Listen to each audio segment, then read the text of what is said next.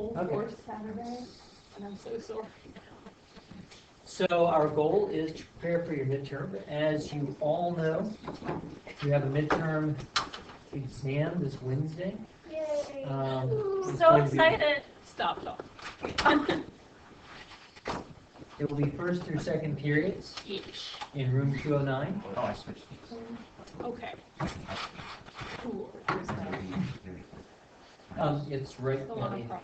So this is. it's the room that we never use until. Oh, Right. the one we only use for like AP exams. As with all things here, you will not be permitted to chew gum. Right. Let's see. You'll need pencil. You'll need calculator, or half of the exam, and that's kind of it. Is your format the same as Last year? Just a bunch of multiple choice? There should be some multiple choice. There should be some free response. There will be happiness, joy, and Tears. Remember when Oh. we got like Tears. remember we got like you guys will be 5. fine. But we do need to do some reviewing. So first things first, if you can go grab your tests, your chapter 5 tests. We're going to actually do this a little bit backwards. Our goal for today. We hand out, I don't think we've handed out papers in forever. Okay. Yeah, you're probably right. So we're going to do this a little bit backwards. We're going to start with reviewing integration. And then from there, we'll move backwards into chapter 4 and do applications of derivatives.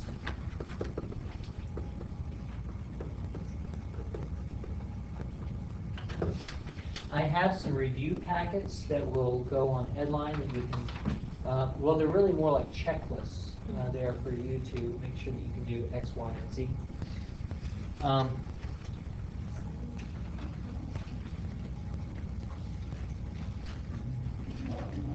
So as soon as we have tests here, let's look at what Christine's going to do. Got it. These are like all my clothes. Michael doesn't even not. I'm going to pause this. Okay, and we're back. Our first order of business is to go over the chapter 5 test. Generally speaking, you guys did great with the test. There were a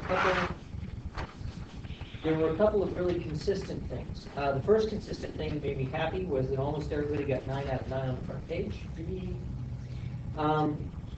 You're all good with average values. Keep going. And then we get to problem number 4, and it became challenging for some of you. Now, part of this has to do with the fact that I originally intended to write right sum, and I wrote left sum, and the left sum, of course, made things a little bit more complicated. Teachers, pardon the interruption, 7th grade. All day long, it's going to be like this. All right, so we have the integral from 0 to 4 of 2x plus x squared. And now we needed to write a uniform width in rectangle left subscript for the center. Now the first thing that was confusing for some people was the notion of an in rectangle. I had many people try to do it with 4 rectangles because easy, I guess. But in fact we need in rectangles. So we begin by constructing our delta x. And our delta x is going to be 4 minus 0 over n, or 4 over n. And now we begin by identifying our x sub I. And the x sub I is going to be the initial x plus I times delta x. Yes.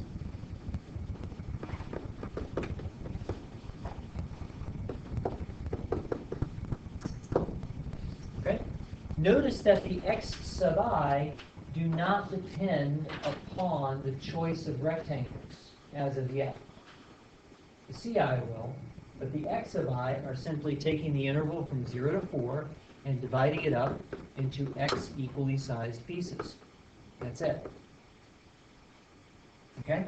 Now we choose our CI, and our CI are going to be xi minus 1 because we are looking at a left-hand sum. And so, there we go. Any questions to this point? Yes? We're good. Okay. So if it were a right sum, it would just be x I. That's right. And if it were midpoint sum, then it would be the average of xi minus 1 and xi. And if it were a trapezoidal sum, then it wouldn't really technically be a Riemann sum. Okay, now we're ready to construct our sum. Our sum is going to be the sum from I equals 1 to n of f of ci delta xi. Excuse me. And since our f is 2x plus x squared, and it's going to be 2 times x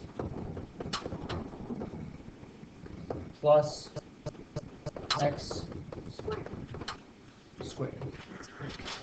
And all of this is times delta x.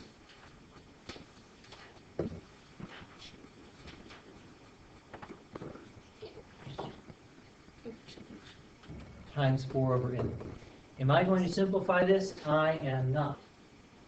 I'm going to leave it just like this, except that I do need one thing in order for this to be, no, actually, this is it. This is the uniform width in rectangle left sum estimate for this integral. So there is no mesh size going to 0 at this point. This is simply the area as a function of n.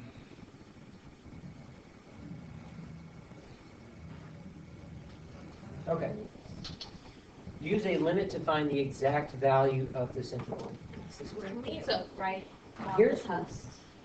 Yeah, absolutely. Here's where it gets ugly. And it especially got ugly because, as I said, I had intended to find give you the right sum instead of the left sum. And if you think about it for just a minute, actually that's not a bad strategy because you know an important theorem, and that is that all Riemann sums in the limit give you the same value. So I can evaluate this sum by actually changing it into a different sum entirely, a different Riemann sum. And I'm going to do that. Okay. Because Cool. multiplying all that out just seems like a pain in the bonkus to me, and I'm not up for it. Yes. So I'm going to do the limit as n goes to infinity of, here comes my right sum.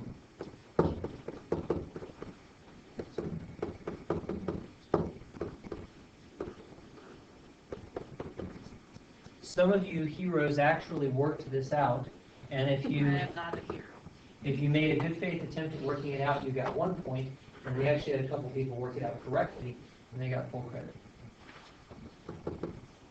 Also, I gave 5% at the end on account of this problem being me being more monstrous than I wanted to. Terrible. All right, so let's actually distribute here. This gives us 4 times 4 is 32 I over n squared plus 16 I squared over n squared. Yes. Just like that. Okay. Nope. This should be I squared, and that should be n cubed. Oh, yeah. Let's double check the math here. And this is a 16, isn't it? Boy, I'm just not, I'm batting 0 today. So that will be 64. Let me double check all the algebra and the arithmetic here. We have I, 4 over n, 4I squared over n squared, 64, 32. Now I think we're good. Yes. Okay. And now we're going to appeal directly to our sum of I formulas. N times n plus 1 over 2. N times n plus 1 times 2n plus 1 all over 6. Oh, that should be up to. Oh, no. Nope. The sum of I from 1 to n is this value right here. Okay. And now we do n models. That's going to be the limit as n goes to infinity of 32 over n squared times n squared over 2 plus 64 over n cubed times 2n cubed over 6. And we get some cancellations going on, giving us 16 plus 64 over 3. And that's a perfectly good number, and we can stop there. Or you can write that as 48 plus 64, or 112 over 3. So please notice the important idea here, and that is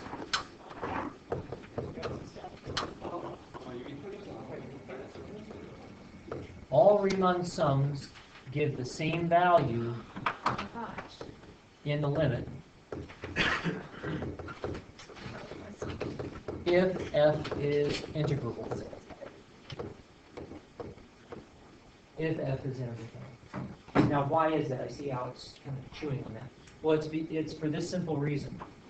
The reason for this is that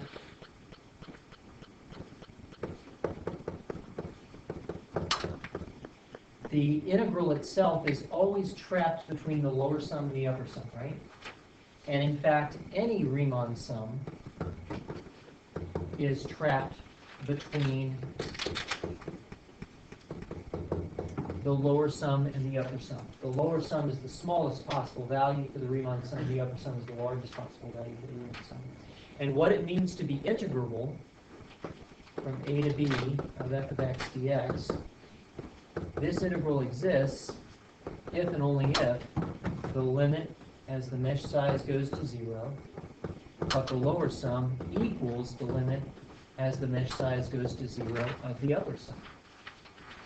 And so if you just do a little bit of squeeze theorem, you can see that all Riemann sums are going to converge onto that same value. Does that make sense? So that means that for evaluation purposes, I'm going to pick the Riemann sum that is easiest to work with. Well, that was a really sophisticated kind of way to think.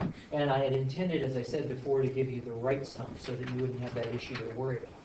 But I didn't. So That's it. sometimes tests are imperfect. This was clearly the hardest question on the test.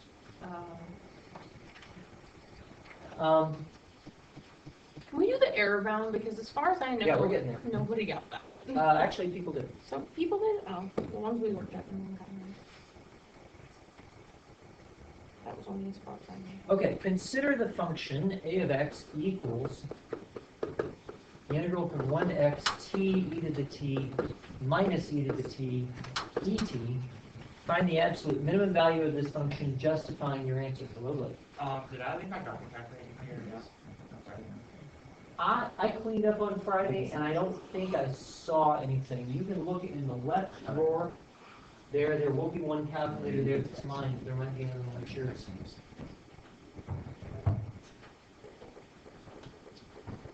Sorry. Hi. You could also try the computer lab. Okay. And so we're supposed to find the absolute minimum value of this function, justifying your answer. Okay. Now, on the one hand, I want to commend you guys because most of you figured out the key to unlocking this problem, and that is to finding a prime. On the other hand, I need to fuss at some of you because you still aren't justifying your minimum values. And this is an easy thing to do, and you just got to do it. All right. So, we're going to assert that our minimum value should occur at critical points. And so, therefore, we have a prime from the fundamental theorem. A prime is equal to this, and we said equal to 0.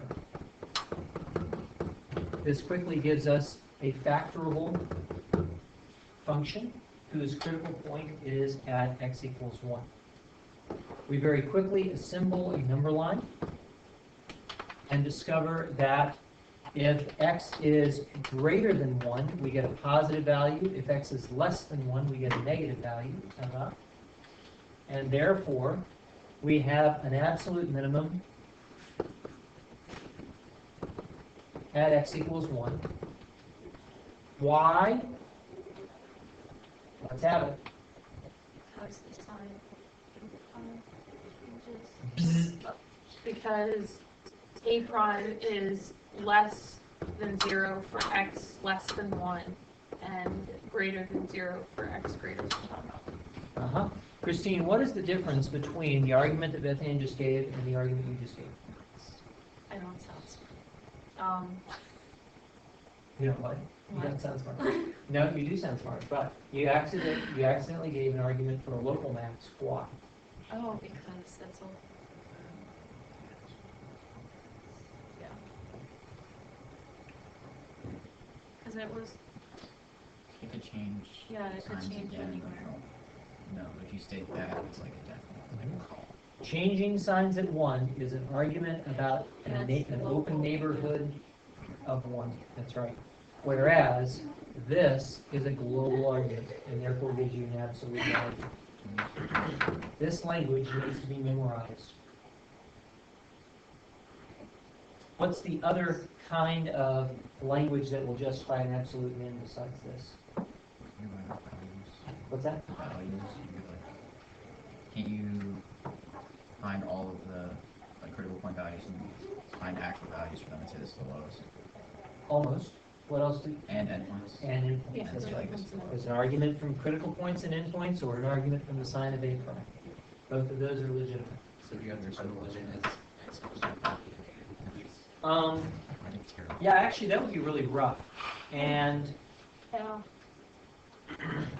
Including the infinity for both, right? For infinity, the one that would be conscious. it's not obvious, actually.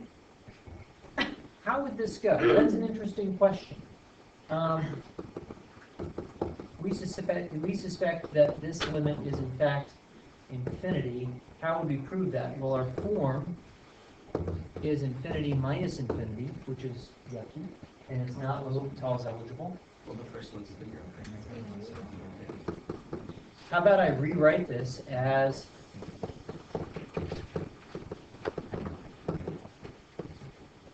Or just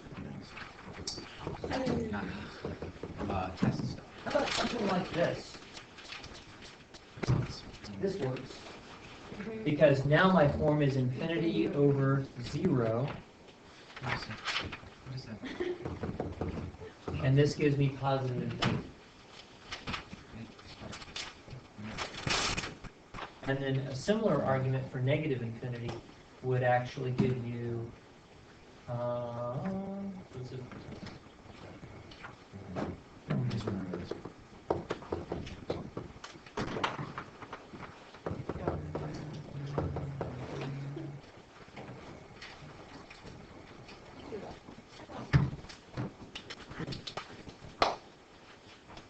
Similar argument for negative infinity gives you something interesting. This gives you infinity over infinity. So we do L'Hopital's rule once, and it gives you 0 actually, which is interesting. Do you happen to have my test? It was in a, I think it's on the bottom of the pile. Okay. Yep, and that gives you 0.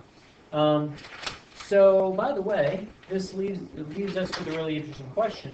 What is that minimum value? We haven't actually found it yet. We have the location of it, but we want to specify it like this.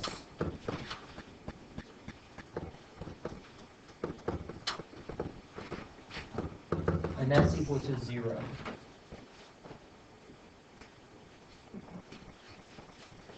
Something isn't quite right here. Who sees the problem? I have the limit as x goes to negative infinity of a of x is equal to 0, and I have the minimum value, a of 1 is equal to 0, and I have a decreasing from negative infinity to 1. That can't be that's a right. problem. That is a problem. So I think pretty clearly a of 1 is 0 and a of 1 is the minimum. So the limit here is the problem. Well, did you, for the bottom, there you have to do the division rule thing, because the top is like constant. So you Ah. squared and the top would be. I'm not sure I checked the form properly for this guy. Let's see, we've got negative infinity divided by 0. No, we divided by infinity. No, divided by infinity, that's right. So that would be the limit as x goes to negative infinity of 1 over negative e to the negative x. Why don't you use division for quotient? So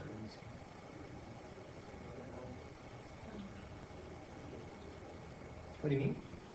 Like, I'm using L'Hopital's rule, I'm saying, why don't you do like what we had? because L'Hopital's rule is not that. Oh, you found the derivative. Top and bottom separate things, right? Oh, yeah. I still get 0. Huh.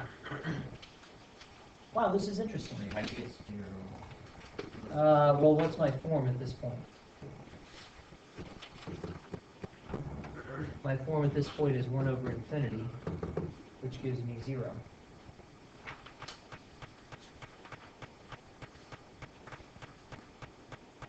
I'm missing something.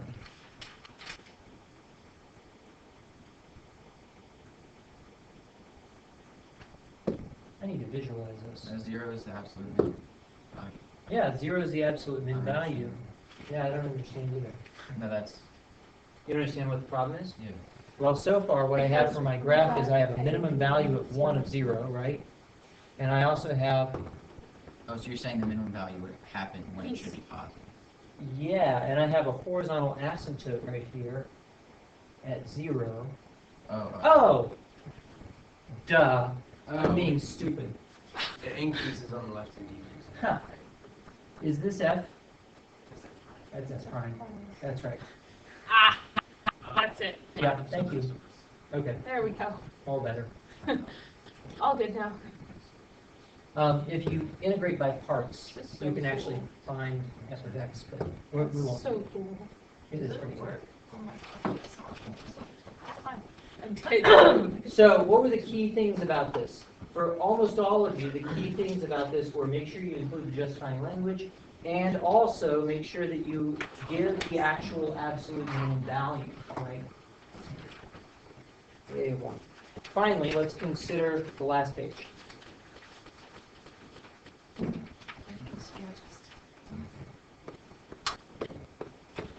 What are the 4 things that your calculator is able to do for you?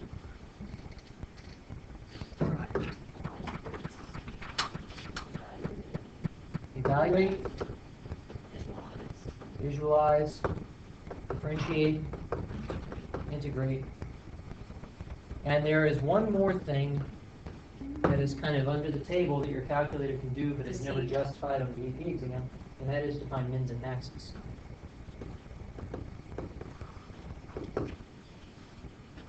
And visualizing was the key to finding the error bound in part 4. First of all, find a 4-place estimate of this interval. This is a simple matter of plugging it into your calculator. If you got the correct answer, 0.3103, you got a point for being able to work your calculator in. For being able to plug things in. That's right. Estimate this interval with 4 trapezoids. So our 4 trapezoids are going to look like this. Our delta x is 1/4.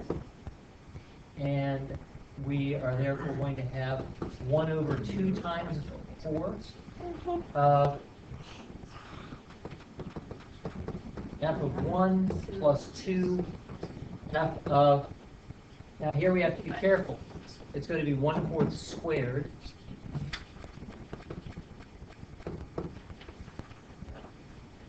plus 2 times sine of 2/4 squared plus 2 sine of 3/4 squared plus sine of 1 squared. And for my money, that's a perfectly good number, and we're done. Great. But if you wanted to simplify it, it came out to 0.3159 or 0.3167. Yes. You needed to simplify. Yeah. Did you? Oh, yeah. That's right. Mhm. Now for Simpson's rule, same idea, but we have different coefficients. So we have sine of 0 plus 4 sine of 1/4 squared plus 2 sine of 2/4 squared plus 4 sine of 3/4 squared plus sine of 1. Poor Alex just had 1 instead of sine of 1. Worked him up on everything. Oh no, Alex. I did it, of course. But notice that writing it out like this is, notice that writing out the form like this instead of a bunch of decimal numbers allows you to check what you're doing. Allows you to look at it and say, this is the right form. Actually, Alex did it right. It wasn't him. don't know who it was. But Oh, he really? did F1. He has the sign of one right there. Oh, I didn't get on that part. I think You were not humiliated today. It wasn't me. Go back one. is it you? I just tried. Maybe it was Theo or Ian. it was highly possible. Who did that? I just wanted to give Alex credit. We mustn't shun him for what he hasn't done. Okay. And this turns out to be 0.3099. Note in passing that the 0.3099 is much closer than the 0.3160 in terms of error, and that's as expected. Is it always the case that Simpson's gives you a better value than trapezoidal?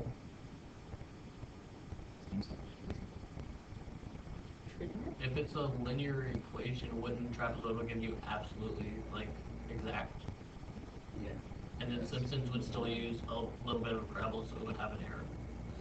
No, it turns out that the parabola that goes through 3 collinear points is degenerate and turns out to be a linear function. It's just a line I think too. Simpsons. That's a good thought. That's cool. So it's been tossed So aside. it's not. Okay, find the error in your estimates here. Error is simply, let's use little e as the actual error here. That's going to be the absolute value of our estimate, whatever you got. I think it's 3,160. Yeah. Yeah, it is. That was dork. The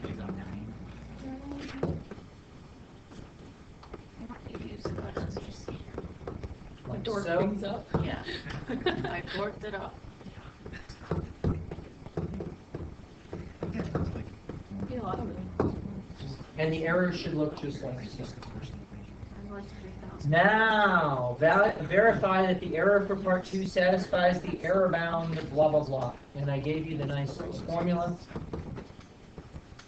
And so the hard part about this apparently was finding the max value of f double prime. And Missy is breaking.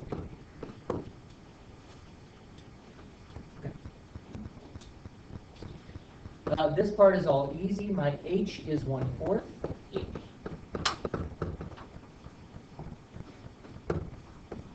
And now for the f double prime. Well, I have f is equal to sine of x squared. So f prime is going to be equal to 2x cosine of x squared. And f double prime is going to be first times derivative of the second.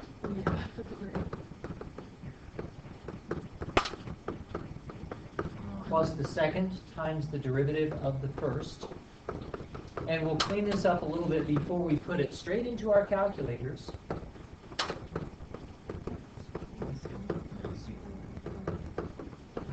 At this point, I had a whole lot of people punt and just tell me that the maximum value of f double prime was 2. And I think the reasoning behind that was they said, well, you know, we're on 0 to 1, and the max value of sine is 1, and the max value of cosine is 1. So the biggest they can be is -4 plus 2 is -2. The problem with that reasoning is that sine and cosine are not both 1 at the same location.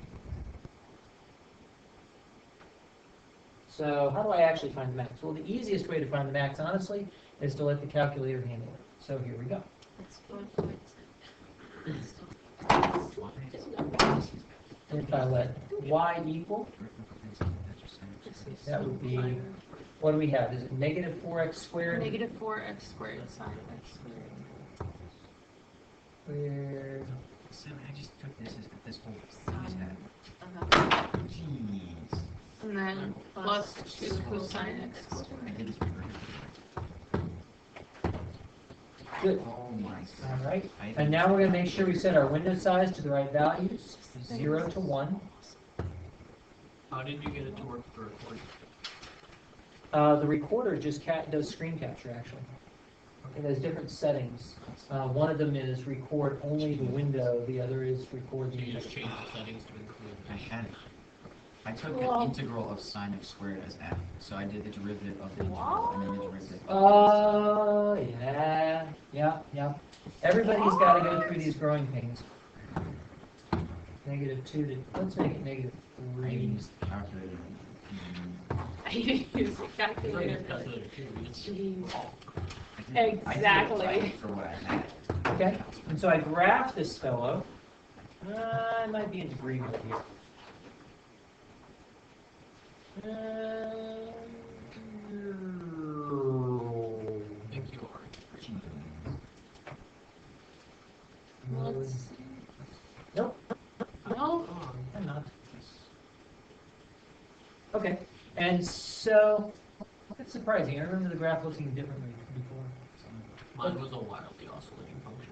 They call it yeah, now. but his Negative thing 1 to 1. is only from 0 to 1. I know, but I mean outside of that, it was Yeah, it gets like really Oh, crazy. does it really? It's like Nice. So I It's just, wildly like, Because of the x squared. So I yeah. was looking at it and I'm like, how the heck am I supposed to find the max on this when function. it goes to infinity?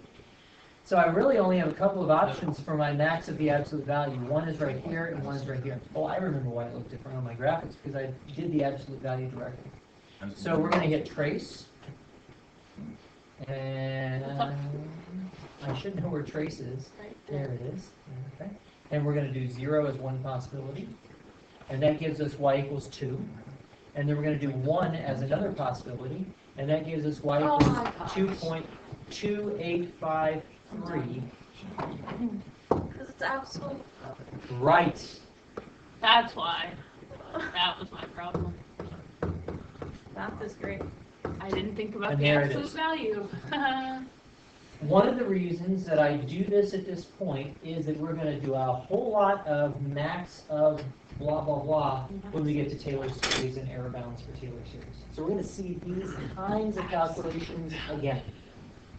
And everybody, right, absolute value is one thing, finding the max correctly is another thing, knowing which function you're finding the max of is another thing. Can I ask you an unrelated question really quickly? Yeah.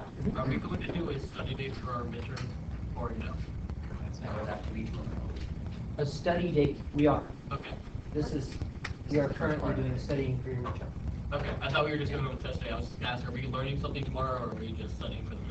Oh yeah, no, it's all midterm review. Okay. And right after we're done with this, I'm going to go over the chapter 4 test. And I the just missed questions. the beginning of the band, so I didn't know. Cool. And there are also study questions that are going to be on the, or study checklists that are going to be on the side. Pretty. This turns out to be, what does this turn out to be? Somebody got this, you got this, right? Nobody got the last one. No, somebody got Someone this. did. Right. I took the derivative. No, it wasn't John Jew because we looked at John's. Yeah. We were all, he was right there. We all were like, who got this right? And no one at least standing there got it right. I had it, but I didn't have it. Point 0119. I saw this number on a couple of papers. I got .01. Sorry. Yeah, because I had 2. Cyrus back on it. Cyrus. And so this is, and so now we carry this home, and we just observe that ET, which is .0057, ET's going. is less than or equal to ET equals .0119. You're so like, I can doodle very quickly. Okay? Yes, Well, may I go to the bathroom? Like the one. like the wind. go in. Like a ribbon's colored. No. Questions? Great. Comments or jokes? I have a random question. Yeah. 2 random math questions. Random? One, so you know how if you have a string of things long enough, like in the number pi and all those decimals, you have every number, every combination of every number. I'm not sure if you do, actually. That's an open question about pi, whether or not, given a string of digits, if that string is actually found in the decimal extension of pi. So, but I mean, if you have a string that goes long enough, you're gonna have just about. You know what I mean? You're gonna add that. If you have a string that's that long, you know you have every combination that doesn't like 3 digits. It doesn't repeat. You see what I'm saying? Because I was just going from like a, because in bio we're talking about like DNA and there's 4 letters. So you know because of codons that you have every combination of 3 letters possible. And so what is the biggest string of letters that you have every combination possible in your DNA? Because you have every combination of 3. No, that's not given in DNA, because in DNA there's no guarantee of non-repetition, right? You could have only a subset of You could have certain codons that don't have it. right? EW. Yeah, that's a really interesting thought. Given that pi doesn't repeat, are we guaranteed, That's not a variable, that's a function. given an arbitrary string, right? So given an arbitrary string, given 5, Are you serious? I just found my question. I have one question. what's that? The second question last night for homework, Number Oh, 5. I forgot to do. I just finished doing my manifesto and decided let me knock out this calc homework, and I just completely did it wrong. I killed Okay. number 1. But I didn't understand why it was wrong. Number one But she was told me easy. why now. I just If I did that wrong. It took me a couple minutes to get number 5. Okay, everybody pull out your chapter 4 tests, and I'll take any questions that you may have on those. Can I ask you individual questions? Is this a smiley face? One of them or one of them? I think it's a sad yelling face. Fucking I think he's just like super wrong. Was your answer? My luck. anything? I got 37 and a third, and when I integrated it normally, I got 37. It should be 16 over 3. Pretty sure it's not 16. was it 116, 112? Written something over 3.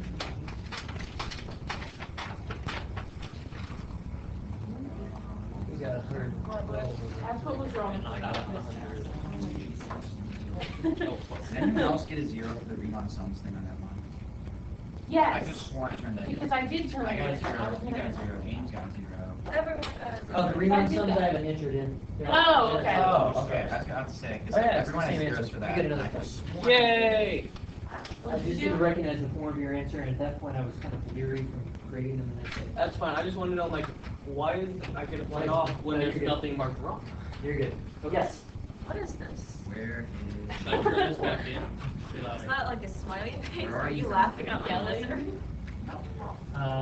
It's sort of like a shocked grin. That's number 2. It's better than Mr. Apple. I made a joke on the test, on one of our tests, and he wrote Oh, LOL. Like, I'm not kidding. LAWL. And I was like, that's not okay. What is law? That's so childish. I don't know where my test paper is. Which itself is. Instead of, I have secondary, just right I now. don't have a test. Yeah, So the other day, you told me that if you have 2 views of light going, the relative speed of both is c. Yeah. Still. So does that mean that if you have a beam of light going towards something else that's coming at it, that speed of that object could be x whatever, and they're still going c? Yeah. We're just kind of wild. Nope. yeah. Nope. And the reason that it works No. out is that the measurement of space itself depends upon the speed. So the space gets bigger, the speed gets bigger, so it Actually smaller. will not increase the speed, if the space gets smaller and the speed gets bigger. And the amount of time, the perception of time actually increases. So that continues to reduce velocity. So because of that, is velocity technically a quadratic function, because as you're going faster, time gets, Yeah, it's not a nonlinear Yeah. function, yeah. because the faster you go, It's the an inverse square root of quadratic. I had the square root of 576 equals. And the specific factor is. yeah, that was in our. So apparently I wrote a 1. Yeah, and so basically what happens is that the distance gets shorter The time gets longer. and the time gets longer. And there you go. Did I do unnecessary work?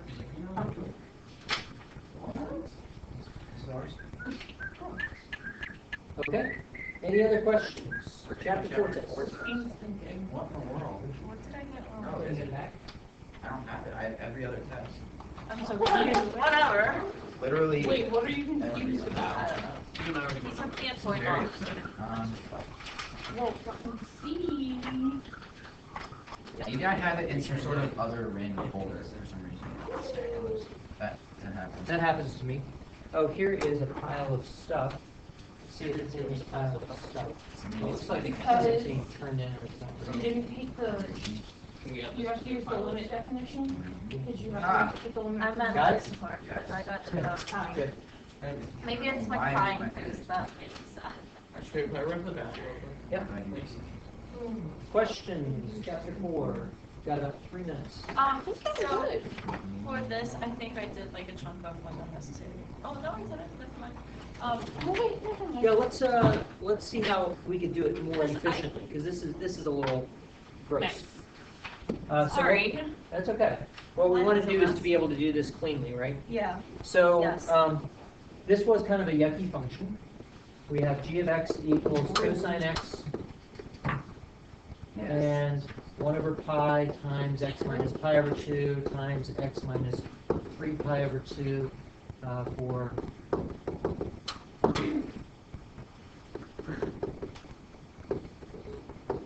and so first we're supposed to find g prime of pi over 2. We notice that g is continuous at x equals pi over 2 because limit as x goes to pi over 2 of g of x is equal to 0 in both cases, right? Yes. And that is equal to g of pi over 2, and so we have continuity. And so it is because it is continuous, therefore, we can say that the derivative from the right is the same as the limit as x goes to pi over 2 from the right of the derivative, which makes our life a whole lot easier. Well, I don't know that it's a whole lot easier. It works. And that's going to be 1 over pi times first times derivative of the second plus second times the derivative of the first. And when I plug in pi over 2, then this term goes away, and what I'm left with is 1 over pi times pi over 2 minus 3 pi over 2, which is equal to negative 1. Meanwhile, g prime from the left is equal to negative sine of pi over 2, which is equal to negative 1. So I needed to compute derivatives from left and right. Yeah, that's what I was going to ask you. Do you have to do that? Because I just looked at the little, like I just looked at the top, and so I was like, okay, it's pi over 2. It's equal to pi over 2 when it's cosine. So I just took the derivative of cosine and put pi over 2 and you got negative. It's like, why is the whole left part? The problem that you have with that logic, you have to check this side also. And the reason you have to check this side is that just because my function is continuous does not guarantee that it's differentiable. I could have a sharp failure. Even though it's not equal to pi over 2 on the other side. Yes. Yep. Cool. Because notice that I could have just, because it's continuous, I could have just as easily shifted the equal sign to this piece right here, right? In fact, I can include it in both cases and it'd still be okay. Because if you plug in pi over 2 in both cases, you get the same value. So you have to check both sides there. Having done that, we now want to assert that the mean value theorem applies. And the mean value theorem applies because g of x is continuous